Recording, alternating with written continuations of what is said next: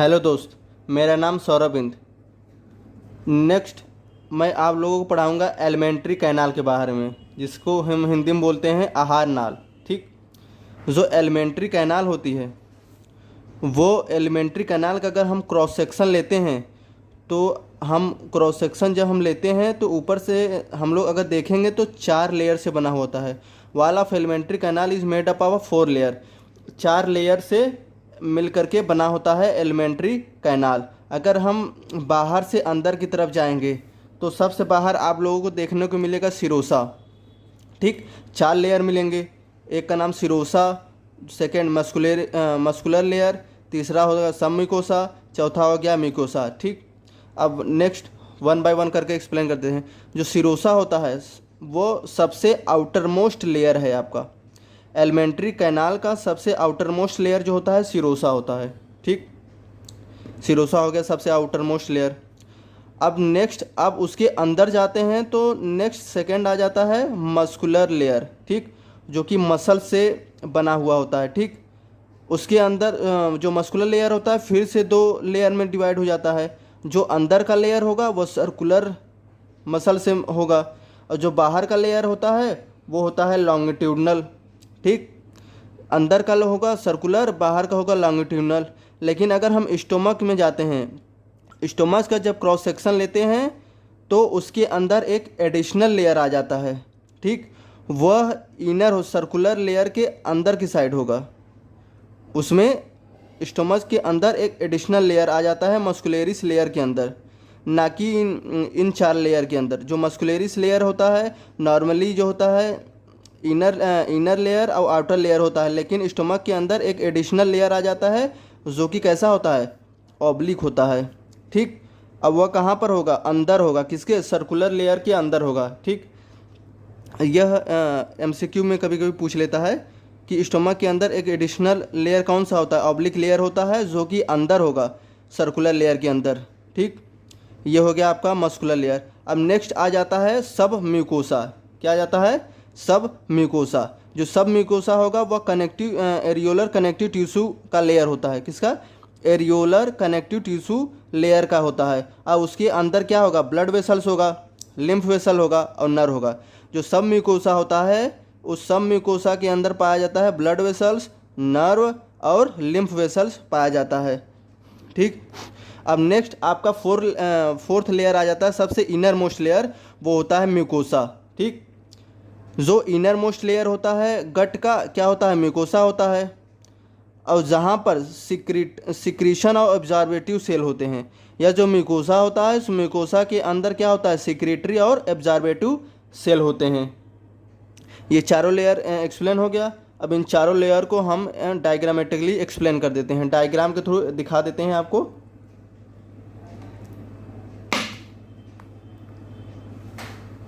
ये रहा आपका डायग्राम के थ्रू एलिमेंट्री कैनाल का डायग्राम। हम एलिमेंट्री कैनाल का अगर टीएस ले लेते हैं तो ये 4 लेयर आपको देखने को मिलेगा। मैंने बता दिया आपको, पहले जो आउटर मोस्ट लेयर होता है वो होता है सिरोसा।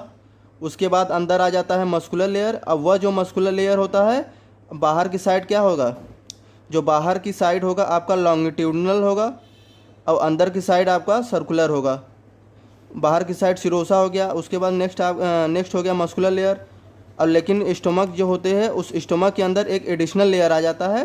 यह जो इनर सर्कुलर लेयर होता है, इस इनर सर्कुलर लेयर के अंदर एक और लेयर आ जाता है जिसे हम ऑब्लिक लेयर बोलते हैं।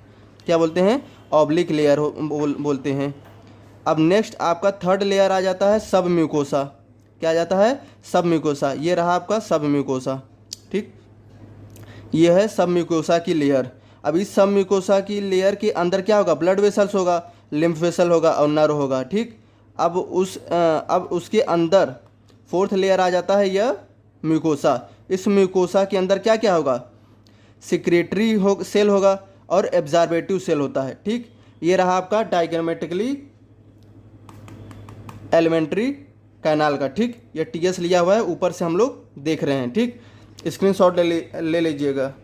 अगर कोई भी डायग्राम हम दिखाते हैं, हम बनाने में टाइम जाता है, इसलिए हम डायग्राम हम आप लोगों को दिखा देते हैं। आप स्क्रीनशॉट ले लिया करिए बहुत ही ज़रूरी होता है। डायग्राम से हम बहुत ही आसानी से हम लोग सीख जाते हैं, याद रहता है डायग्राम। ठीक, अब थोड़ा सा हम इसको हम ये जो हम लोग जो लेयर बताए हैं, इनके अंदर कुछ ग्लैंड होती हैं, उन ग्लैंड के बारे में थोड़ा सा हम बता देते हैं। एक है ब्रूनर ग्लैंड। क्या है? Brunner's gland. यह जो ब्रूनर्स ग्लैंड होता है सब म्यूकोसा, कहाँ प्रेजेंट होता है? सब म्यूको ड्यूडेनम के सब म्यूकोसा में। और सब म्यूकोसा कैसा लेयर है? अगर बाहर से हम अंदर की तरफ जाते हैं तो थर्ड लेयर होगा एलिमेंट्री कैनाल का। ठीक, थर्ड लेयर होगा। पहले आता है सिरोसा बाहर की साइड, उसके बाद मस्कुलर, उसके बाद सब म्यूकोसा। अब ब्रूनस ग्लैंड जो होता है ड्यूडेनम के जो सी शेप होता है वो ड्यूडेनम होता है। अब उस ड्यूडेनम का क्रॉस सेक्शन लेते हैं तो उसके सब म्यूकोसा के अंदर ब्रूनस ग्लैंड जो होता है पाया जाता है। ठीक, ड्यूडेनम के सब म्यूकोसा के अंदर ब्रूनस ग्लैंड जो होगा आपका पाया जाएगा। ठीक, इंपॉर्टेंट चीज़ बता रहे हैं। और नेक्स्ट आ गया पेनस सेल। ठीक, या पेनस सेल कहाँ पर पाया जाता है? स्मॉल इंटेस्टाइन के मस्कुलर लेयर में पाया जाता है। ठीक, यह जो स्मॉल इंटेस्टाइन है, इस स्मॉल इंटेस्टाइन के मस्कुलर लेयर के अंदर पाया जाएगा कौन? Paneth cell. यह पाया जाता है crypt of Lieberkuhn of muscular layer of small intestine में पाया जाता है पेनस सेल। इसका काम यह होता है कि सिक्रीशन करता है डिफेंस एंड लाइसोजाइम, जो कि प्रोवाइड करता है इम्यूनिटी में। ठीक, अब नेक्स्ट आपका आ गया पेयर पैचेज। यह जो पेयर पैचेज होता है और यह और कुछ नहीं, यह लिम्फ नोड, जो लिम्फ नोड का मतलब एग्रीगेशन होता है लिम्फ नोड का, यह लिम्फ नोड हो गया।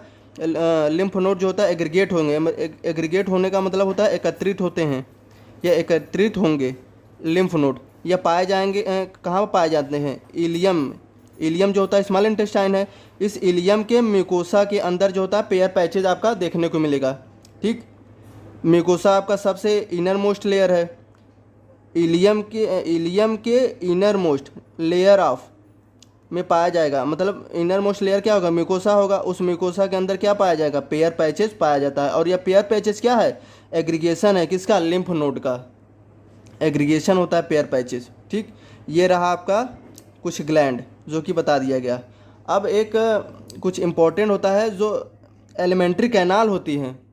जो एलिमेंट्री कैनाल होती है, उस एलिमेंट्री कैनाल का खुद का एक अपना नर्वस सिस्टम होता है। ठीक, खुद का एक अपना नर्वस सिस्टम होता है। जैसे कि कॉमनली देखते हैं सेंट्रल नर्वस सिस्टम जो कि हमारे पूरे बॉडी को कंट्रोल करता है। ठीक, लेकिन एलिमेंट्री कैनाल जो होता है, एलिमेंट्री कैनाल को सेंट्रल नर्वस सिस्टम कंट्रोल नहीं करता है, उसका एक खुद का अपना नर्वस सिस्टम होता है। उस नर्वस सिस्टम को बोलते हैं एंटेरिक नर्वस सिस्टम। ये बहुत ही आईएमपी है। जो सेंट्रल नर्वस सिस्टम होता है हमारे पूरे बॉडी को कंट्रोल करेगा, लेकिन जो एलिमेंट्री कैनाल होगा उसको कंट्रोल नहीं करेगा। उसको कौन कंट्रोल करेगा? उसका खुद का अपना एक नर्वस सिस्टम होता है जिसे हम बोलते हैं एंटेरिक नर्वस सिस्टम। इस एंटेरिक नर्वस सिस्टम में दो प्लेक्सेस आता है, एक होगा माइंटेरिक प्लेक्सेस, एक होगा मिजनर प्लेक्सेस। ठीक, दो प्लेक्सेस आएंगे, एक माइंटेरिक प्लेक्सेस, एक मिजनर प्लेक्सेस। यह जो माइंटेरिक प्लेक्सेस होता है वह रिस्पॉन्सिबल होता है किसमें? कॉन्ट्रैक्शन में।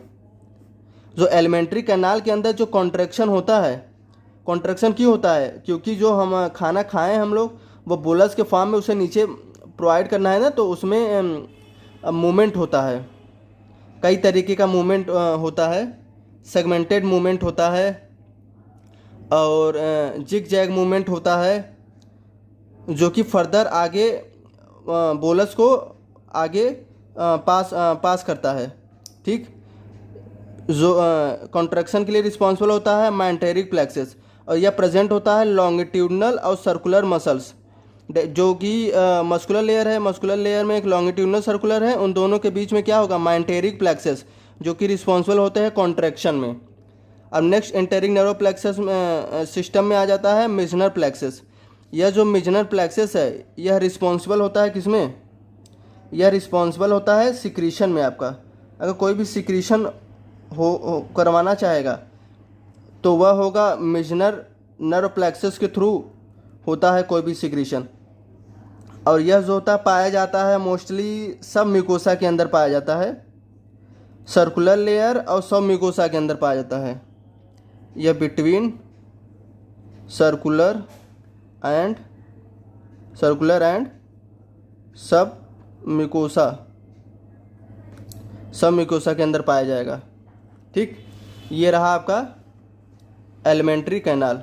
और इसमें भी एक डायग्राम हमने आपको दिखाया, स्क्रीनशॉट ले लीजिएगा। ठीक, थैंक यू।